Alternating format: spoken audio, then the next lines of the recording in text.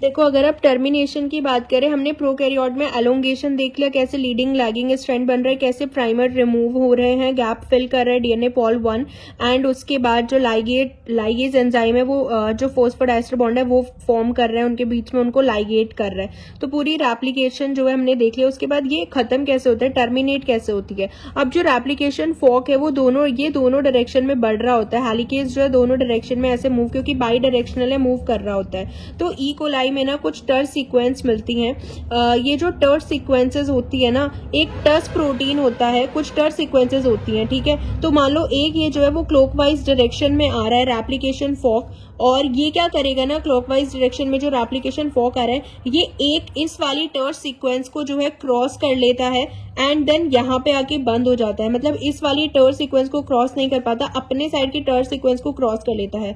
इस टाइप से ये वाला रेप्लिकेशन फॉक क्या करेगा, इस वाली टर्स सीक्वेंस को क्रॉस कर लेगा एंड यहाँ पे आके क्या हो जाएगा, ये लॉक हो जाएगा, ये बंद हो जाएगा रेप्लिकेशन फॉक। और इसमें टर्स प्रोटीन होता है एक, जिसका बहुत ही ज्यादा टर्स साइड्स जो होती है इनको टर्मिनेशन साइड बोलते हैं। टर्स प्रोटीन होता है एक टर्मिनेशन यूटिलाइजेशन सब्सटेंस जो होता है, ये प्रोटीन आके इन टर्स पे बाइंड करता है एंड देन टर्स टर का कॉम्प्लेक्स बनता है, टर्स टर का कॉम्प्लेक्स बनता है। उसके बाद रेप्लिकेशन फॉक आके बंद हो जाता है, यानी कि ये वाला रेप्लिकेशन फॉक इस वाली टर्स सीक्वेंस को क्रॉस कर लेगा एंड यहाँ पे आके जो है वो बंद हो जाएगा।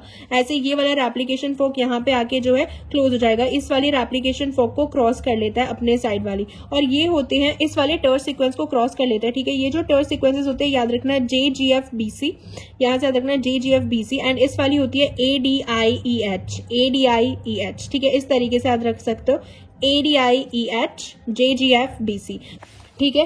ये जो इस तरीके से ओरिजिन ऑफ रेप्लिकेशन, मतलब ये पूरा जो है रेप्लिकेट हो जाता है डीएनए, एंड ये आती है इधर से हमारी एंटी क्लॉकवाइज रेप्लिकेशन फॉक आ रहा है, ये क्लॉकवाइज रेप्लिकेशन फॉक आ रहा है, ठीक है। यहाँ पे जो है रेप्लिकेशन फॉक आके इस जगह पे ट्रैप हो जाता है, तो ये इसको तो क्रॉस कर सकता है, JGFBC को क्रॉस कर सकता है, एंड ये जो है इसको क्रॉस कर सकता है, ADEIH इसको क्रॉस कर सकता है ये, ठीक है। ADEIH को क्रॉस कर सकता है।